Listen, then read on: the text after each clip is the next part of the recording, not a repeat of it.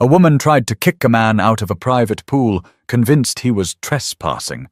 What she didn't know was that he quietly owned every unit on the property, including hers. It happened on a hot Tuesday afternoon in Austin, Texas, the kind of heat that makes concrete shimmer and tempers short. Most residents at Willow Pines Apartments had retreated indoors, grateful for central air. But Celeste Granger, 61, wasn't one to stay idle. Her mornings were for volunteering, her afternoons for walking the property and keeping an eye on things. That's what she told herself anyway. Rules mattered to her. Who belonged, who didn't.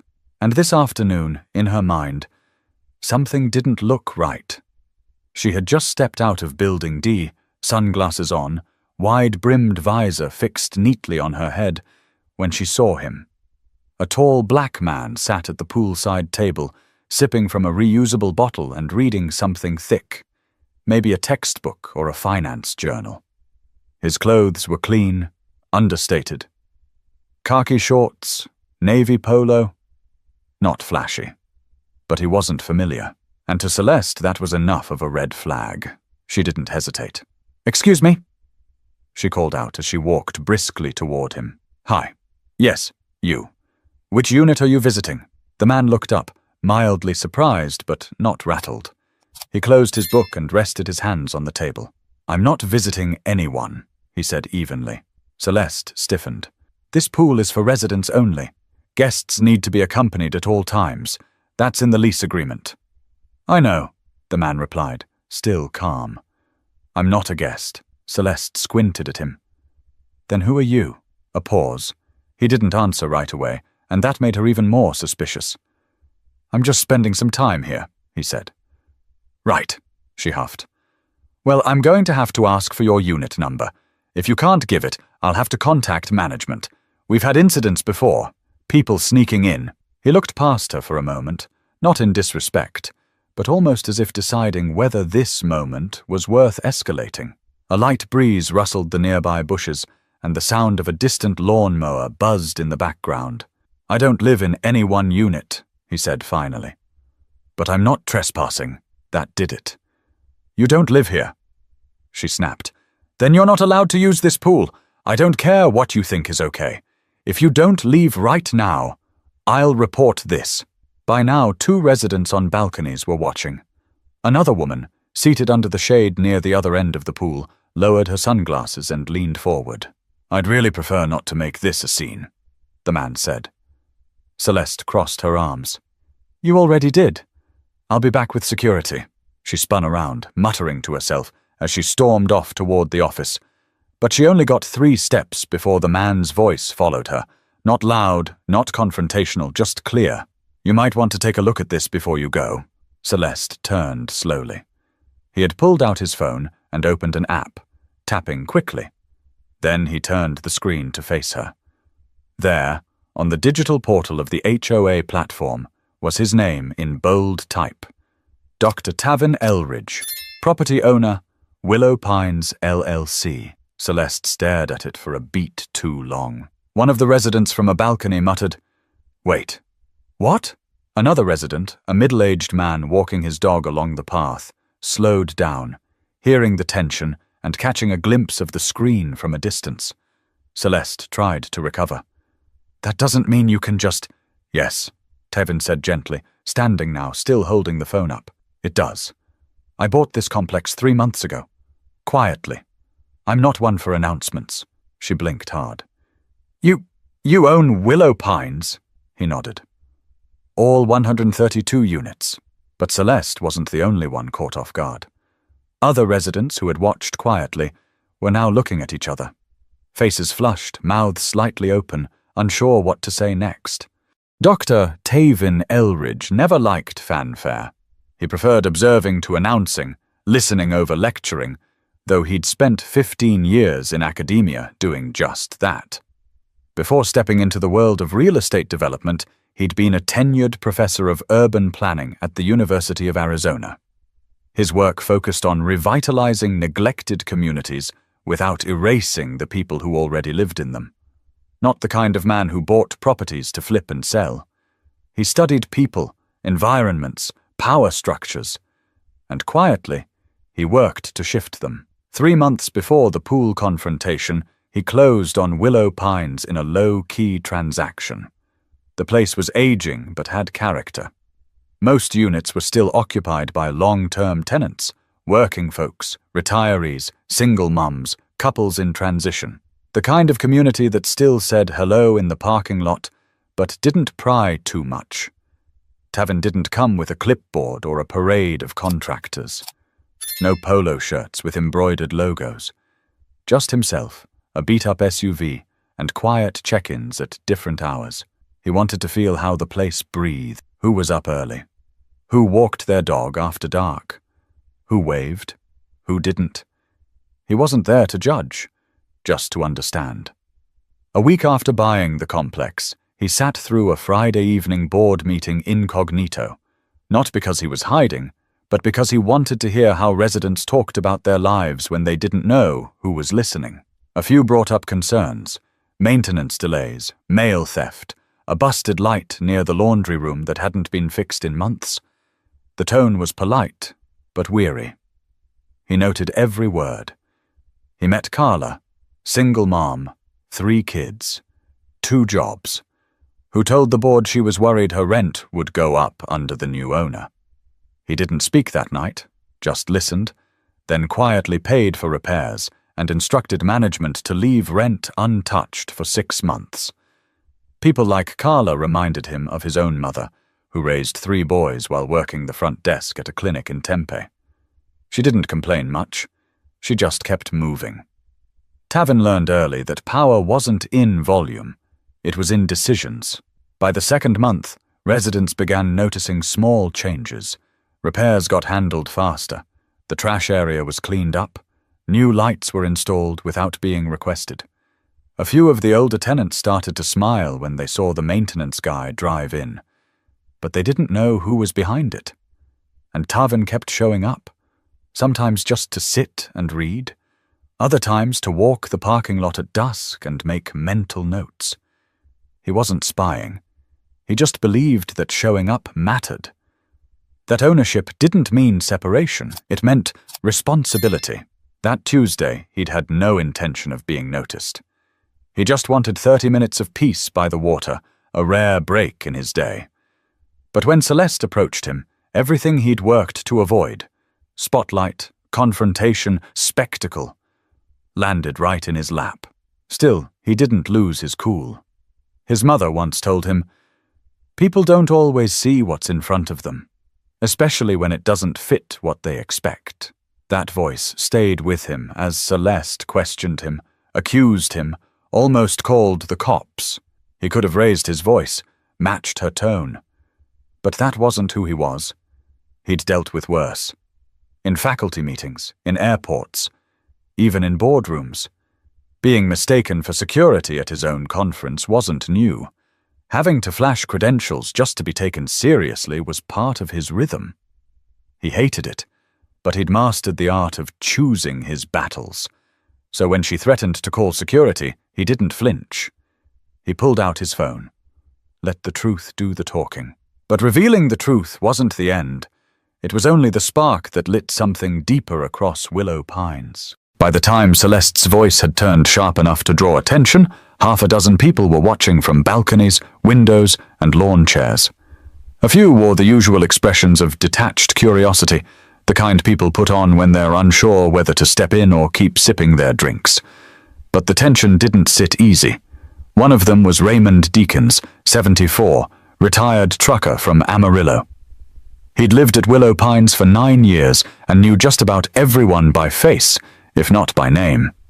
He leaned over his 2nd-floor balcony, arms resting on the chipped wood rail, eyes squinting at the pool deck below. "Celeste always got her nose in somebody else's business," he muttered to himself, nudging his wife behind him. "But she picked the wrong one today." Down below, Veronica Chase, a 38-year-old nurse, had been reading on a lounge chair. She caught the entire exchange from the beginning. Celeste's bark, the man's calm, the phone reveal, and now sat still, legs tucked under her, book forgotten in her lap. Tavin stood, not in a show of dominance, but with the grace of someone who understood the moment had shifted. Celeste, though rattled, tried to recover. "Well, no one told us anything. Management should have sent out a notice," she said, glancing nervously at the onlookers. "How were we supposed to know?" He gave a faint smile. "You weren't, but that doesn't excuse assumptions." From the balcony, Raymond chuckled under his breath. He got her. A younger couple, Miguel and Tessa Rojas, stood near the gate with their toddler in a stroller. They weren't close enough to hear every word, but the tone said enough. Miguel shook his head. "I've seen that woman stop a pizza guy before," he whispered to Tessa.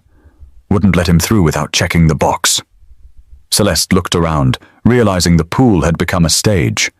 She tried to shift the focus. "I'm just saying, if people had been informed, maybe there wouldn't have been this misunderstanding." Tavin didn't move. His voice was still level. "You didn't ask. You assumed. There's a difference." That landed hard. Even those who might have sided with her early on were quiet now, not because they feared him, but because they recognized what they'd just witnessed. A snap judgment, made loudly, in public, and corrected without force. Veronica stood up and walked over, book in hand. "You okay?" she asked Tavin. "I am," he replied. "I'm sorry you had to go through that," he nodded. "Thank you." Celeste opened her mouth again, then stopped. Her eyes bounced between the screen in his hand and the silent witnesses surrounding them. It wasn't just about her anymore. It was about what she'd revealed in herself. Another tenant, Lonnie Graves, a soft-spoken widower who often fed stray cats behind the maintenance shed, walked by, nodded to Tavin, and kept going. That gesture said more than words. Tavin could feel the atmosphere start to shift. Not dramatically, but enough. The tension didn't disappear. It stretched, changed shape, took on weight. He pocketed his phone, looked at Celeste, and said, "I don't need you to apologize. I just hope you think about this." She didn't reply. Just stood there, lips pressed together, one hand clutching the strap of her purse. Then, almost as if on cue, the maintenance golf cart whirred into view. Behind the wheel was Sandra Wu, the property's longest-employed worker. She slowed, eyes darting between Tavin and Celeste. Tavin gave her a small wave. She smiled back, clearly knowing more than most. "Everything good here?" Sandra asked, stopping beside them. Tavin answered, "Yeah, just a conversation." Celeste looked away. But what began as a small incident at the pool had turned into something harder to ignore. A mirror held up to everyone watching. Sandra remained parked in her little maintenance cart, her presence adding a final note of credibility to Tavin's words. She knew him, not well, not personally, but she'd been informed weeks ago who the new owner was, and she respected him. He didn't bark orders, didn't hover or micromanage. He made his expectations clear in writing and let her do her job. That alone was rare. Celeste, meanwhile, had lost the control she was used to wielding. Her shoulders hunched slightly as she adjusted the strap on her purse again, shifting her weight between her feet, eyes darting from Sandra to Tavin and back. It was obvious now she was trying to find a way out, a way to rewrite the story without having to say the hard part out loud. But it was too late. "I didn't mean any harm," she said finally, though her voice lacked its usual bite. I'm protective of this place." Tavin didn't interrupt. He let the words settle. "You've been here a long time, I take it?" he asked. 13 years, she said, standing a little straighter now. "And I've always looked out for the rules." "I respect that," he said. "But protecting a community doesn't mean policing the people who don't look familiar. It means being open enough to ask, not accuse." Her jaw tightened, just for a moment, but she swallowed whatever comeback she had. From the balcony above, Raymond Deakins called out, "Man's got a point, Celeste. Maybe time we all did less assuming." She flinched, caught between defensiveness and embarrassment. Tavin didn't press her further. He simply looked at the others, Veronica, the Rojases, even Sandra, and offered a nod of acknowledgement. "Look," he said, addressing the small crowd now. "I didn't come here today looking for a scene. I was just trying to enjoy a quiet moment." Miguel, still standing near the gate, raised his hand slightly. "Man, you handled that better than most would have." Veronica chimed in. If I were you, I'd be furious. I've been angry before, Tavin said, turning back to her. But I've learned that anger burns fast, and sometimes people remember your reaction more than their own actions. There was a beat of silence. No one argued with that. Sandra finally broke it. You want me to bring anything by your unit later, Mr. Elridge? Paperwork? Maintenance reports? He shook his head. Not today. Just enjoying the place like anyone else. Celeste shifted again. Well, you could have said something sooner. About owning the place. He met her eyes. I didn't think I needed to. That hit harder than anything he'd said before. It was subtle, but clear. He didn't owe her an explanation, and yet he gave her one anyway. With dignity. A few more residents had wandered into the area now, catching wind of the scene or the story behind it. One young man walking his dog asked quietly, Wait, that's the new owner. Raymond, still up on his balcony, laughed out loud. Yep. And Celeste just tried to kick him out the pool. It wasn't cruel, but it was enough to make her wince. Tavin, however, lifted his hand slightly. Let's not turn this into a spectacle, he said. His restraint only deepened the impact. I don't want people looking at her sideways next week. That's not what this is about. I just want folks to think twice before deciding who belongs and who doesn't. Tessa Rojas, holding her baby now, nodded slowly. That's fair. Really fair. Sandra gave Tavin a quiet thumbs up before driving away in her cart. Celeste remained still, quiet now, her mouth in a thin line. She wasn't ready to apologize. Maybe she wouldn't ever. But something had cracked. And for Tavin, that was enough for now. But this wasn't just about one afternoon. It was about the stories people carried into every interaction, and whether they were ever brave enough to rewrite them. The pool area slowly cleared, but the moment stayed. No one said it out loud, but everyone knew something had shifted. It wasn't just about Celeste, or Tavin. It was about the quiet way people sorted others in their heads, without knowing, without asking. Tavin had done nothing extraordinary. He didn't yell. He didn't shame. He simply revealed the truth, and let it sit in the space between them. That night, word spread through willow pines like steam from a kettle. By the next morning, it had traveled further than the splash from a rock in water ever could. At Building C, Carla, the single mum who'd worried about her rent, was telling her neighbor what had happened at the pool. She tried to throw him out like he was nobody. And turns out, he owns the place. I mean, owns it.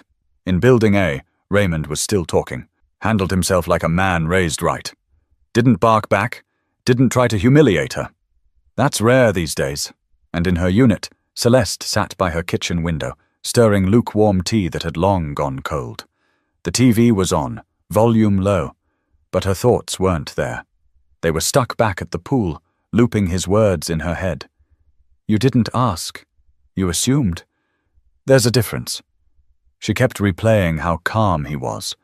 Not smug, not angry, just still. It unsettled her. Not because she thought she was wrong, but because she realized she hadn't thought at all.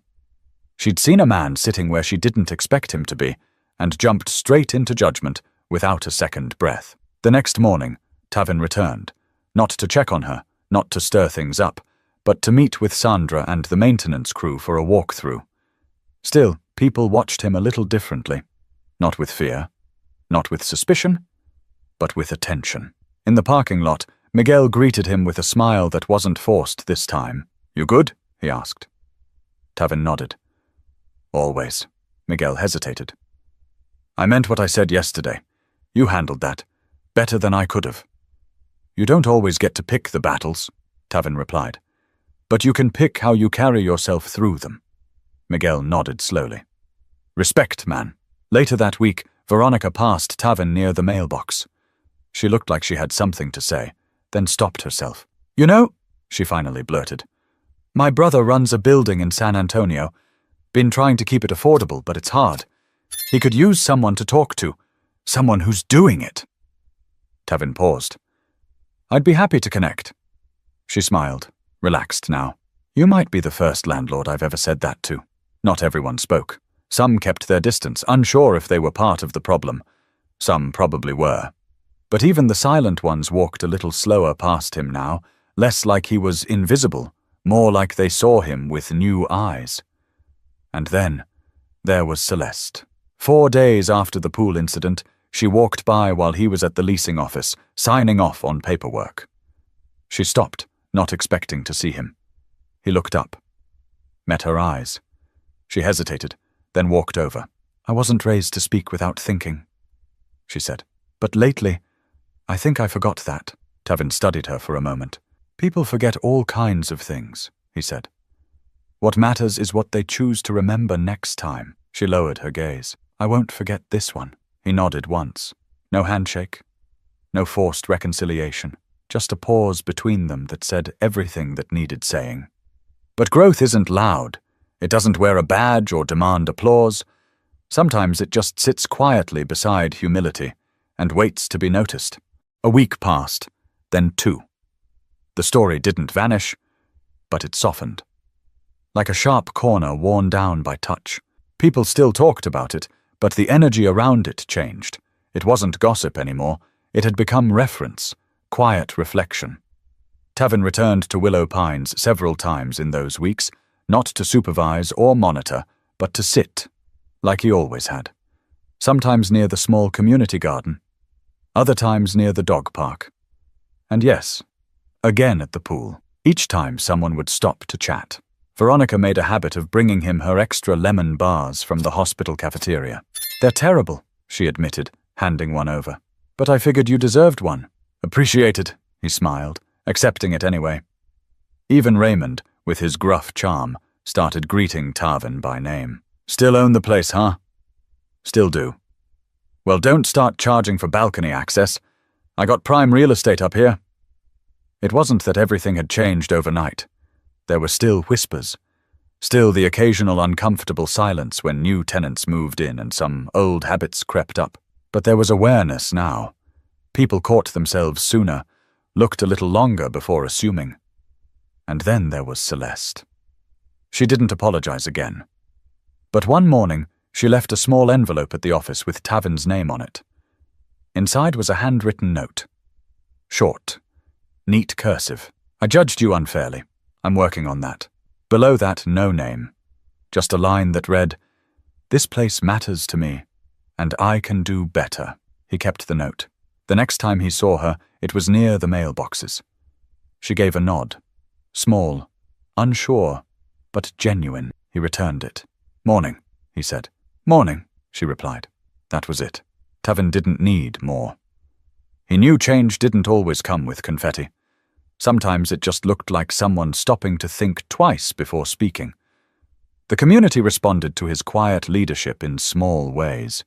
At the next tenant meeting, residents raised their hands more. A few new faces showed up. People started asking better questions. Even the tone shifted. Less complaint, more conversation. He'd never intended to be a hero, just a landlord who cared. But sometimes care becomes a mirror, and when people see themselves in it, they can't always look away. Sandra, the maintenance lead, noticed it too. As they walked the property one morning, she said, "It's funny, you didn't say much that day, but it landed harder than if you'd yelled." "People hear what they're ready for," he replied. "Still," she said, "you handled it the right way." Tavin paused. "I don't think there's one right way. I just did what felt honest, and that was the truth." He wasn't interested in winning battles. He was interested in shaping a place where people could live with a little more grace, a little more dignity, no matter what they looked like, or where they came from. Willow Pines wasn't perfect, but it was changing, slowly, like a door creaking open after being stuck too long, and all it took was one afternoon, one man who refused to be provoked, one moment where truth mattered more than pride. But sometimes real change doesn't come from the people yelling the loudest. It comes from the ones who speak softly and are finally heard. 2 months after that summer afternoon, a new family moved into Unit 107, a mother, a teenage son, and a dog that barked at everything. No one questioned them. No one cornered them at the mailbox or interrogated them by the pool. A few neighbors even dropped off small welcome gifts, a potted plant, a handwritten note, a list of local takeout spots. Tavin noticed. Not because he expected credit, but because it confirmed what he already knew. When people are given the chance to grow, some take it. He sat at the pool again one evening, legs crossed at the ankle, a notebook resting on his knee. He didn't bring his laptop anymore, just pen and paper. Across the courtyard he saw Veronica waving to Celeste. It wasn't a big gesture, but they hadn't spoken much before. Celeste, in her usual visor and sandals, gave a small wave back. Tavin smiled. Truth be told, he didn't enjoy being recognized. He liked being the guy nobody noticed. But that wasn't possible here anymore. Still, he handled it the same way he handled everything else. Without flash, without expectation. Raymond came down from his perch and eased himself onto the pool bench beside Tavin with an exaggerated grunt. "You know," Raymond said, "this place feels different lately." Tavin glanced over. "In a good way?" "In a real way," Raymond replied. "Folks thinking before they talk. Not everyone. But enough." Tavin closed his notebook. "Sometimes that's all it takes." They sat in silence for a bit, just the hum of cicadas filling the background and the soft clink of a pool skimmer in the water. It wasn't perfect, but it was peaceful.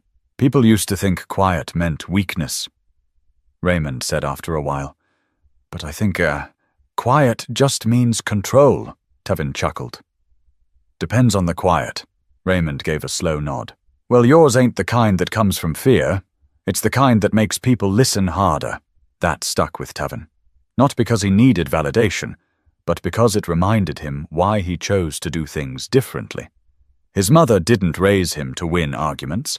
She raised him to build spaces where arguments didn't have to happen in the first place. That's what Willow Pines was becoming.